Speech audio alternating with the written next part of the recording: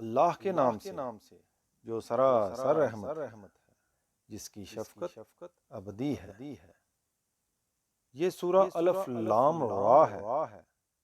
یہ اس کتاب کی آیتیں ہیں جو اپنا مدعا پوری وضاحت کے ساتھ بیان کرتی ہے۔ ہم نے اس کو عربی زبان میں قرآن بنا کر اتارا ہے تاکہ اے قریش مکہ تم اس کو اچھی طرح سمجھ سکو۔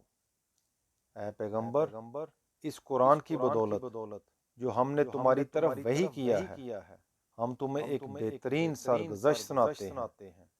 حقیقت یہ ہے کہ اس طرح کی چیزوں سے تم اس سے پہلے بالکل بے خبر تھے۔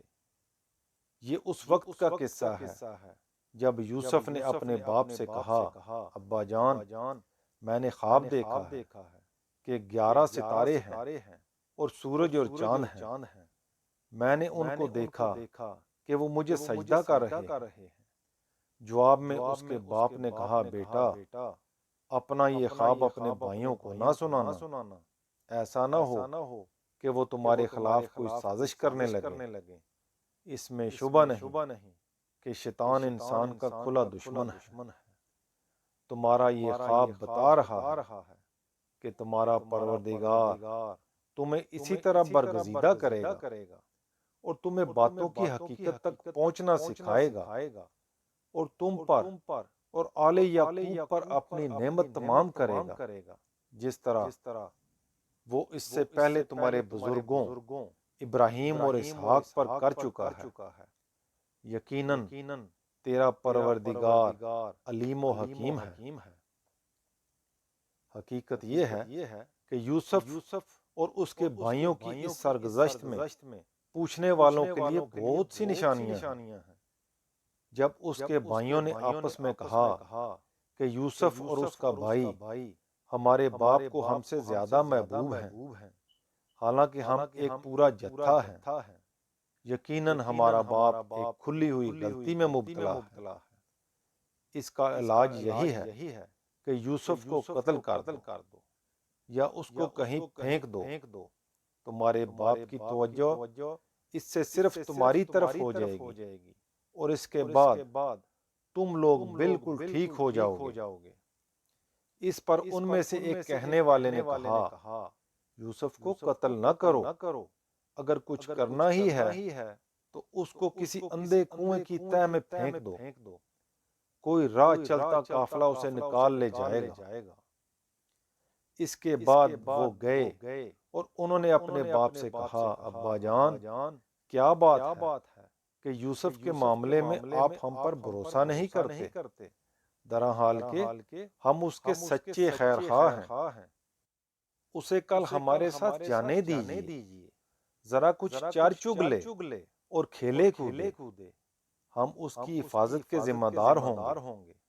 باپ نے کہا، مجھے یہ چیز افسردہ کر دیتی ہے کہ تم اسے لے جاؤ، اور ڈرتا ہوں کہ تم اس سے غافل ہو اور اسے بھیڑیا کھا جائے۔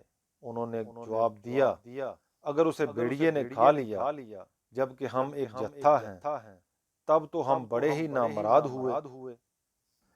اس طرح اصرار کر کے جب وہ یوسف کو لے گئے اور بالآخر طے کر لیا کہ اس کو کنویں کی تہہ میں پھینک دیں، اور ادھر ہم نے اس کو وحی کر دی کہ تم ایک دن ان کی اس حرکت سے انہیں ضرور آگاہ کرو گے جب انہیں کچھ خیال بھی نہ ہوگا، اور اس کو کنویں میں گرا کر وہ روتے پیٹتے کچھ رات گئے اپنے باپ کے پاس پہنچ گئے۔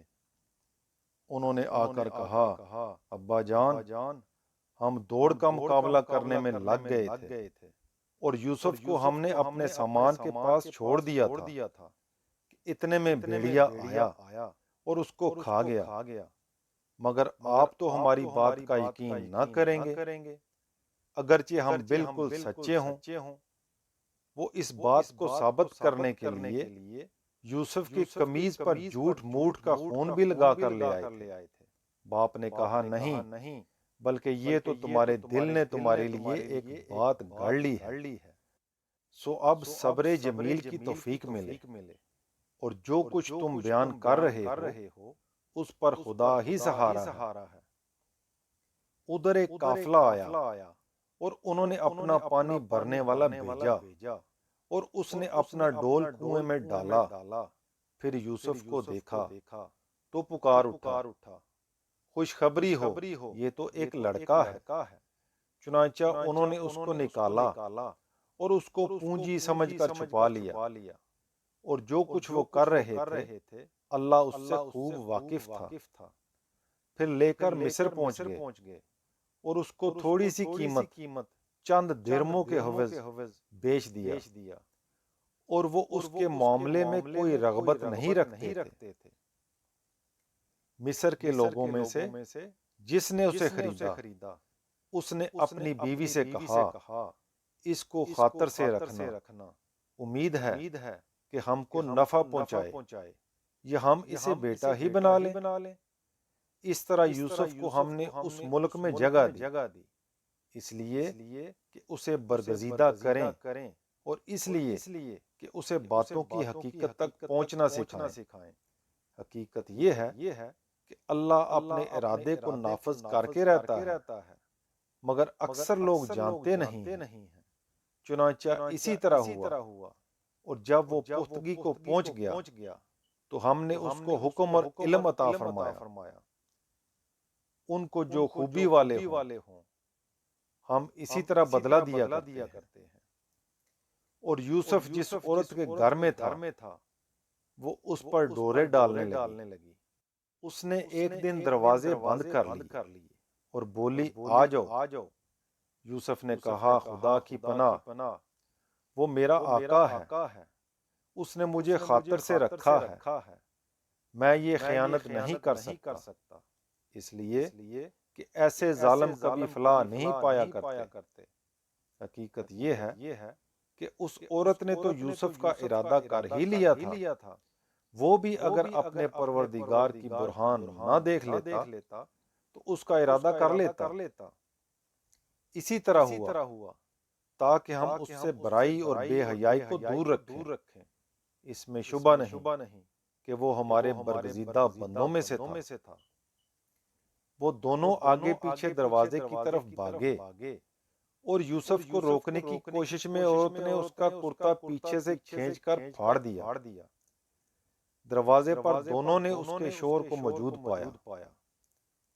اسے دیکھتے ہی عورت نے کہا، جو تیری بیوی کے ساتھ برائی کا ارادہ کرے اس کی سزا اس کے سوا کیا ہو سکتی ہے کہ قید کیا جائے یا اسے کوئی اور دردناک سزا دی جائے۔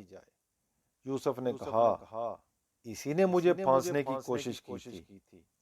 معاملہ آگے بڑھا تو عورت کے اپنے خاندان کے لوگوں میں سے ایک شخص نے قرینے کی شہادت پیش کی کہ اگر یوسف کا کرتا آگے سے پھٹا ہو تو عورت سچی ہے اور وہ جھوٹا ہے، اور اگر اس کا کرتا پیچھے سے پھٹا ہو تو عورت جھوٹی ہے اور وہ سچا ہے۔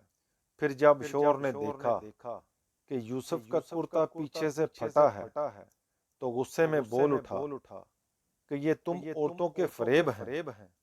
اس میں شبہ نہیں کہ تمہارے فریب بڑے غضب کے ہوتے ہیں۔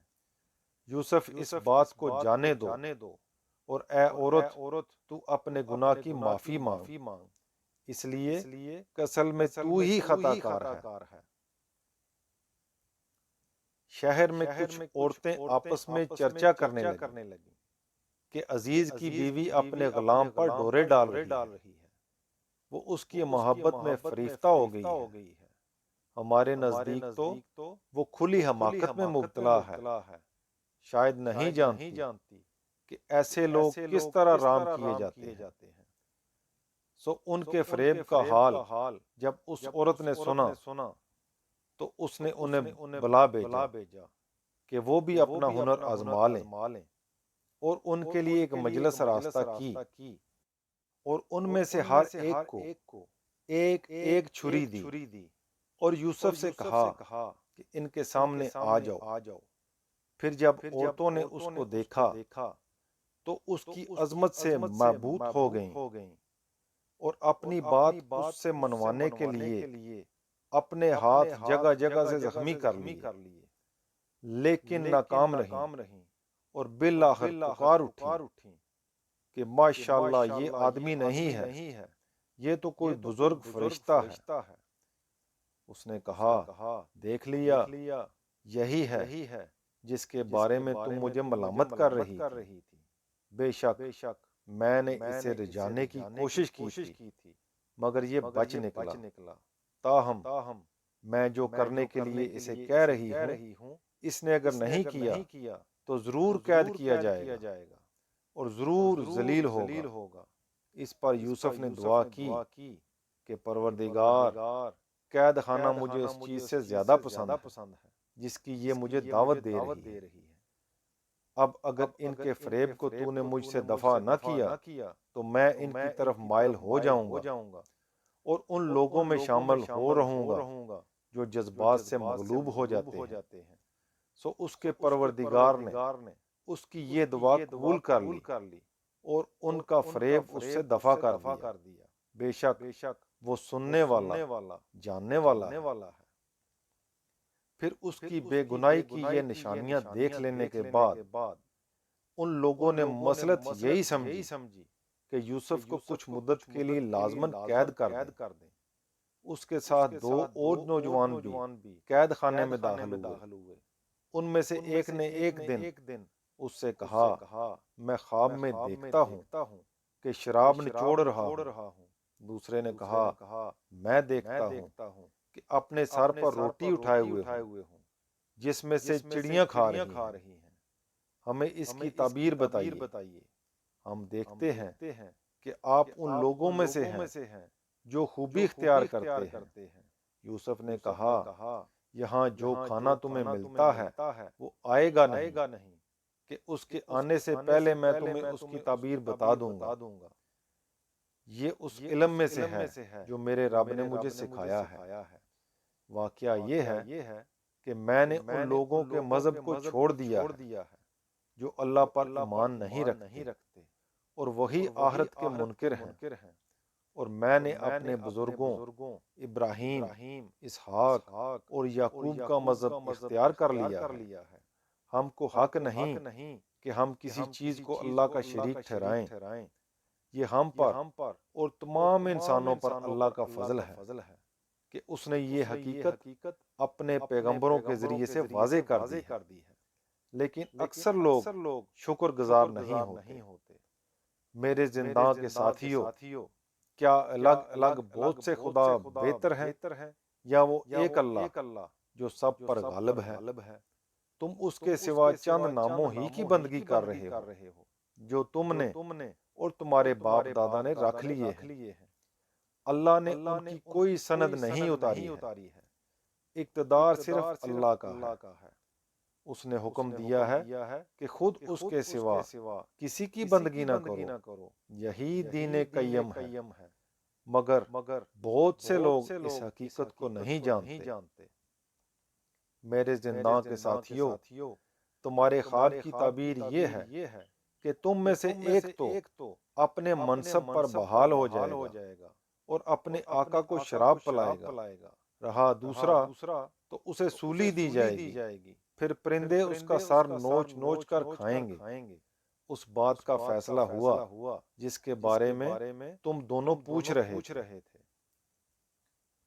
ان میں سے جس کی نسبت یوسف نے خیال کیا کہ وہ رہا ہو جائے گا، اس نے اس سے کہا کہ اپنے آقا سے میرا ذکر کرنا، مگر شیطان نے اس کو اپنے آقا سے یہ ذکر کرنا بھلا دیا، اور یوسف کئی سال تک اسی طرح قید خانے میں پڑا رہا۔ پھر ایک دن بادشاہ نے اپنے دربار کے لوگوں سے کہا، میں خواب میں دیکھتا ہوں کہ 7 موٹی گائیں ہیں جنہیں 7 دبلی گائیں کھا رہی ہیں، اور 7 بالیں ہری اور دوسری 7 سوکھی ہیں، اور وہ بھی ہری بالیوں کو کھا رہی ہیں۔ دربار کے لوگوں، مجھے میرے خواب کی تعبیر بتاؤ۔ اگر تم خواب کی تعبیر دیتے ہو۔ لوگوں نے کہا، یہ پریشان خواب ہیں، اور ہم اس طرح کے خوابوں کی تعبیر نہیں جانتے۔ ان دو قیدیوں میں سے جو چھوٹ گیا تھا وہ اسے ایک مدت کے بعد یاد پڑا۔ اس نے کہا میں آپ لوگوں کو اس کی تعبیر بتاؤں گا، جاننا چاہتے ہو تو مجھے ذرا قید خانے میں یوسف کے پاس بھیج دیجیے۔ اس نے جا کر یوسف اے سراپا راستی، ہمیں 7 موٹی گایوں کے بارے میں بتاؤ جنہیں 7 دبلی گائیں کھا رہی ہیں، اور 7 ہری اور دوسری 7 سوکھی بالیوں کے بارے میں، اس لیے کہ میں لوٹ کر ان لوگوں کے پاس جاؤں تاکہ اٹکل کے تیر چلانے کے بجائے وہ بھی جان لیں کہ اس خواب کی حقیقت کیا ہے۔ یوسف نے کہا 7 برس تک تم برابر کھیتی کرو گے، لہٰذا جو فصل تم کاٹو اس میں سے تھوڑا سا نکال کر جو تم کھاؤ گے باقی سب اس کی بالیوں میں چھوڑ دو تاکہ خراب نہ ہو۔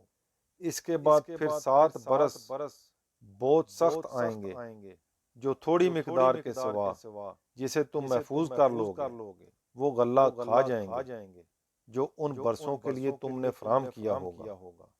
اس کے بعد پھر 1 سال ایسا آئے گا جس میں باران رحمت سے لوگوں کی فریاد رسی کی جائے گی اور وہ اس میں انگور نچوڑیں گے۔ یہ تعبیر دربار میں سنائی گئی تو بادشاہ نے کہا اسے میرے پاس لاؤ، مگر جب قاصد یوسف کے پاس اسے لینے کے لیے پہنچا تو اس نے کہا اپنے آقا کے پاس واپس جاؤ اور اس سے پوچھو کہ ان عورتوں کا کیا معاملہ ہے جنہوں نے اپنے ہاتھ کاٹ لیے تھے۔ میرا پروردگار تو ان کے فریب سے خوب واقف ہے۔ بادشاہ نے انہیں بلا کر پوچھا تمہارا کیا ماجرا ہے؟ جب تم نے یوسف کو پھسلانے کی کوشش کی تھی۔ سب نے گواہی دی کہ ماشاءاللہ ہم نے اس میں برائی کا کوئی شائبہ تک نہیں پایا۔ عزیز کی بیوی بھی بول اٹھی اب حق کھل چکا ہے، یہ میں ہی تھی جس نے اس کو پھسلانے کی کوشش کی تھی، اس میں شبہ نہیں کہ وہ بالکل سچا ہے۔ یوسف نے کہا اس سے میری غرض یہ تھی کہ عزیز یہ جان لے کہ میں نے در پردہ اس کی خیانت نہیں کی تھی، اور یہ کہ جو خیانت کرتے ہیں ان کی چال کو اللہ چلنے نہیں دیتا۔ میں کچھ اپنے نفس کی برات نہیں کر رہا ہوں، نفس تو برائی پر اکساتا ہی ہے، اللہ یہ کہ جب میرا پروردگار رحم فرمائے۔ حقیقت یہ ہے کہ میرا پروردگار بڑا بخشنے والا ہے، اس کی شفقت ابدی ہے۔ بادشاہ نے کہا اس کو میرے پاس لاؤ، میں اسے اپنے لیے خاص رکھوں گا۔ پھر جب اس سے بات چیت کی تو اس قدر متاثر ہوا کہ اس نے کہا اب تم ہمارے ہاں صاحب اقتدار ہو اور تم پر بھروسہ کیا جائے گا۔ یوسف نے کہا اس ملک کے خزانے میرے سپرد کر دیجیے، اس لیے کہ میں حفاظت کرنے والا بھی ہوں اور علم بھی رکھتا ہوں۔ یوسف کو اس طرح ہم نے اس ملک میں اقتدار عطا فرمایا، وہ اس میں جہاں چاہے اپنی جگہ بنائے۔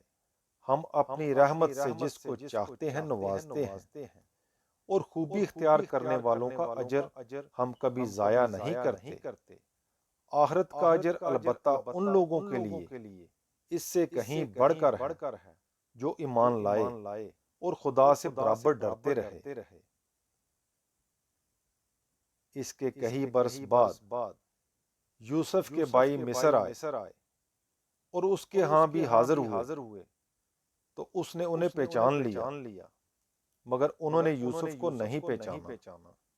پھر ان کی واپسی کے وقت جب اس نے ان کا سامان تیار کرایا تو ان سے کہا اب آؤ گے تو اپنے سوتیلے بھائی کو بھی میرے پاس لانا، دیکھتے نہیں ہو کہ میں غلہ بھی پورے پیمانے سے دیتا ہوں اور بہت اچھی میزبانی کرنے والا بھی ہوں، لیکن اگر تم اس کو میرے پاس نہیں لاؤ گے تو نہ میرے پاس تمہارے لیے غلہ ہے اور نہ تم میرے قریب بھٹکنا۔ انہوں نے کہا ہم اس کے بارے میں اس کے باپ کو راضی کرنے کی کوشش کریں گے اور ہم یہ ضرور کر لیں گے۔ یوسف نے اپنے خدام سے کہا کہ ان لوگوں نے غلے کے عوض جو مال دیا ہے وہ چپکے سے ان کے کجاؤں ہی میں رکھ دو۔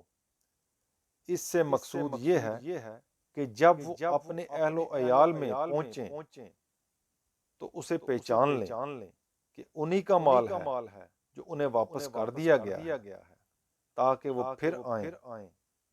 سو جب وہ اپنے باپ کے پاس لوٹے تو کہا ابا جان، آئندہ ہم سے غلہ روک دیا گیا ہے، لہٰذا ہمارے بھائی بنیامین کو بھی ہمارے ساتھ جانے دیجیے کہ ہم اپنی سچائی ثابت کر سکیں اور غلہ لائیں، ہم اس کی حفاظت کا عہد کرتے ہیں۔ باپ نے جواب دیا کیا میں اس کے معاملے میں بھی تم پر ویسا ہی بھروسہ کروں جیسا اس سے پہلے اس کے بھائی کے معاملے میں تم پر بھروسہ کر چکا ہوں؟ سو اللہ بہترین محافظ ہے اور وہ سب سے بڑا رحم کرنے والا ہے۔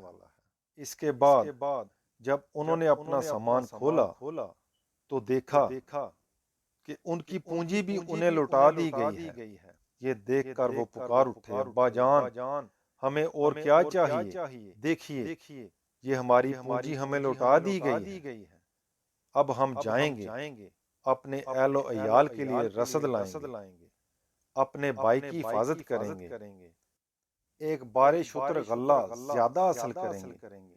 یہ غلہ جو اس وقت ہم لائے ہیں یہ تھوڑا ہے۔ باپ نے جواب دیا میں اس کو ہرگز تمہارے ساتھ نہ بھیجوں گا جب تک تم خدا کے نام پر مجھ سے عہد نہ کرو کہ تم اس کو ضرور میرے پاس واپس لاؤ گے، الا یہ کہ تم کہیں گر جاؤ۔ سو اس کے اصرار پر جب انہوں نے اس کو اپنا پکا کول دے دیا تو اس نے کہا یہ کول و قرار جو ہم کر رہے ہیں اس پر اللہ نگہبان ہے۔ پھر روانہ ہونے لگے تو اس نے ان کو ہدایت کی کہ میرے بیٹو، تم سب ایک ہی دروازے سے مصر کے دارالسلطنت میں داخل نہ ہونا بلکہ الگ الگ دروازوں سے جانا۔ مجھے معلوم ہے کہ یہ محض ایک تدبیر ہے اور اللہ کے مقابل میں تمہارے کچھ بھی کام آنے والا نہیں ہوں۔ تمام اختیار تو اللہ ہی کا ہے، میں نے اسی پر بھروسہ کیا ہے اور بھروسہ کرنے والوں کو اسی پر بھروسہ کرنا چاہیے۔ چنانچہ جس وقت وہ شہر میں داخل ہوئے جہاں سے ان کے باپ نے ان کو ہدایت کی تھی تو ایسا ہی تھا کہ اگر اللہ کی طرف سے ان کے لیے کچھ لکھا ہوتا تو اللہ کے مقابل میں وہ ان کے کچھ بھی کام آنے والا نہیں تھا۔ ہاں بس یعقوب کے دل میں ایک خواہش تھی جو اس نے پوری کر لی۔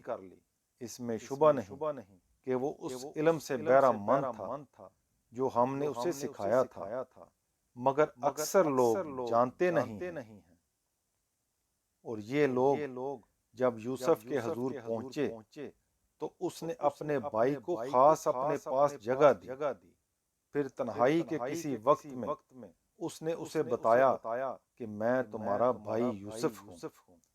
سو جو کچھ یہ کرتے رہے ہیں اب اس کا غم نہ کرو۔ پھر ان کی واپسی کے وقت جب ان کا سامان تیار کرایا تو اپنا پیالہ عذرائے محبت اپنے بھائی کے سامان میں رکھ دیا۔ اس کے بعد خدا کی قدرت سے ایسا ہوا کہ عین اسی وقت ایک پکارنے والے نے پکارا کہ قافلے والو تم یقیناً چور ہو۔ انہوں نے ان کی طرف پلٹ کر پوچھا تمہاری کیا چیز کھوئی گئی ہے؟ انہوں نے جواب دیا ہم بادشاہ کا پیمانہ نہیں پا رہے ہیں۔ ان کے جمعدار نے کہا اور جو اس کو لائے گا اس کے لیے ایک بار شتر غلہ ہے، میں اس کا ذمہ لیتا ہوں۔ یوسف کے بھائیوں نے کہا خدا کی قسم تمہیں معلوم ہے کہ ہم اس لیے نہیں آئے کہ اس ملک میں فساد کریں اور ہم چوری کرنے والے لوگ نہیں ہیں۔ انہوں نے کہا اگر تم جھوٹے ثابت ہوئے تو چور کی کیا سزا ہے؟ انہوں نے کہا اس کی سزا جس کے سامان سے کوئی چیز نکلے وہ آپ ہی اپنی سزا میں رکھ لیا جائے۔ اس طرح کے ظالموں کو ہم یہی سزا دیا کرتے ہیں۔ اس پر اس شخص نے یوسف کے بھائی کی خرجی سے پہلے ان کی خرجیوں کی تلاشی لینا شروع کی۔ پھر بادشاہ کا پیمانہ تو نہیں ملا، لیکن اس کے بھائی کی خرجی سے اس نے وہ پیالہ برآمد کر لیا جو یوسف نے رکھا تھا۔ ہم نے اس طرح یوسف کے لیے اس کے بھائی کے رکنے کی تدبیر کی، اس لیے کہ بادشاہ کے قانون کی روح سے وہ اپنے بھائی کو روکنے کا مجاز نہ تھا۔ اللہ یہ کہ خدا ہی چاہے ہم جس کے درجے چاہتے ہیں بلند کر دیتے ہیں، اور حقیقت یہ ہے کہ ایک علم والا ہر صاحب علم سے بالا تر ہے۔ بھائیوں نے یہ دیکھا تو کہا اگر یہ چوری کرے تو کچھ تعجب کی بات نہیں ہے، اس سے پہلے اس کا ایک بھائی بھی چوری کر چکا ہے۔ یہ سراسر تہمت تھی، مگر یوسف نے اس کو اپنے دل ہی میں رکھا، ان پر اسے ظاہر نہیں کیا، بس اپنے جی میں اتنی بات کہہ کر رہ گیا کہ تم لوگ بڑے ہی برے ہو، اور جو کچھ تم بیان کر رہے ہو اللہ اس کو خوب جانتا ہے۔ انہوں نے کہا اے عزیز، اس کا ایک بہت بوڑھا باپ ہے، سو اس کی جگہ آپ ہم میں سے کسی کو رکھ لیجئے، ہم دیکھ رہے ہیں کہ آپ بڑے نیک نفس انسان ہیں۔ یوسف نے کہا خدا کی پناہ کہ جس کے پاس ہم نے اپنی چیز پائی ہے ہم اس کے سوا کسی اور کو پکڑیں، اس صورت میں تو ہم بڑے ہی ظالم ٹھہریں گے۔ اس کا یہ جواب سن کر جب وہ اس سے مایوس ہو گئے تو آپس میں مشورے کی غرض سے الگ بیٹھ گئے۔ ان کے بڑے نے کہا کیا تم جانتے نہیں کہ تمہارے باپ نے خدا کے نام پر تم سے پکا قول و قرار لیا ہے، اور اس سے پہلے یوسف کے معاملے میں جو تقصیر تم سے ہو چکی ہے اسے بھی جانتے ہو، لہذا میں تو اس سرزمین سے ٹلنے کا نہیں جب تک میرا باپ مجھے اجازت نہ دے یا اللہ میرے لیے کوئی فیصلہ فرما دے، اور وہ سب سے بہتر فیصلہ کرنے والا ہے۔ تم اپنے باپ کے پاس جاؤ اور ان سے کہو کہ ابا جان آپ کے بیٹے نے چوری کی ہے، اور ہم نے وہی بات کہی ہے جو ہمارے علم میں آئی ہے، ہم غیب کے نگہبان نہیں ہیں۔ آپ اس بستی کے لوگوں سے پوچھ لیجئے جہاں ہم رہے ہیں، اور اس قافلے سے پوچھ لیجئے جس کے ساتھ ہم آئے ہیں، ہم بالکل سچے ہیں۔ ان کے باپ نے یہ داستان سنی تو کہا نہیں، بلکہ تمہارے دل نے تمہارے لیے ایک بات بنا لی ہے، اس لیے صبر جمیل ہی بہتر ہے۔ امید ہے کہ اللہ ان سب کو میرے پاس لے آئے گا، یقیناً وہی علیم و حکیم ہے۔ اس نے یہ کہہ کر ان سے منہ پھیر لیا اور کہا ہائے یوسف، اور غم سے اس کی آنکھیں سفید پڑ گئیں اور وہ گھٹا جا رہا تھا۔ بیٹوں نے کہا خدا کی قسم آپ یوسف ہی کو یاد کیے جائیں گے یہاں تک کہ اپنے آپ کو بھلا دیں گے یا ہلاک ہو جائیں گے۔ اس نے کہا میں اپنی پریشانی اور اپنے غم کا شکوہ اللہ ہی سے کرتا ہوں، اور اللہ کی طرف سے وہ باتیں جانتا ہوں جو تم نہیں جانتے۔ میرے بیٹو جاؤ یوسف اور اس کے بھائی کی ٹو لگاؤ، اور اللہ کی رحمت سے مایوس نہ ہو۔ اللہ کی رحمت سے تو صرف منکر لوگ ہی مایوس ہوتے ہیں۔ پھر جب وہ اگلی مرتبہ یوسف کی پیشی میں داخل ہوئے تو انہوں نے گڑ گڑا کر عرض کیا اے عزیز، ہم اور ہمارے اہل و عیال بڑی مصیبت میں مبتلا ہیں، اور ہم کچھ حقیر سی پونجی لے کر حاضر ہو گئے ہیں، سو عنایت فرمائیے اور ہمیں پورا غلہ دیجیے، اور ہم پر خیرات بھی کیجیے۔ اس میں شبہ نہیں کہ اللہ خیرات کرنے والوں کو اچھا بدلہ دیتا ہے۔ ان کی یہ التجا سن کر یوسف سے رہا نہ گیا، اس نے کہا تمہیں کچھ پتا ہے کہ جب تم جہالت میں مبتلا تھے تو یوسف اور اس کے بھائی کے ساتھ تم کیا کر گزرے؟ وہ چونک کر بولے کیا واقعی میں تم ہی یوسف ہو؟ اس نے کہا ہاں میں یوسف ہوں اور یہ میرا بھائی ہے، اللہ نے ہم پر عنایت فرمائی ہے۔ حقیقت یہ ہے کہ جو خدا سے ڈرتے اور ثابت قدم رہتے ہیں ان کا اجر انہیں لازماً ملتا ہے، اس لیے کہ اللہ ان لوگوں کا اجر ضائع نہیں کرتا جو خوبی سے عمل کرنے والے ہیں۔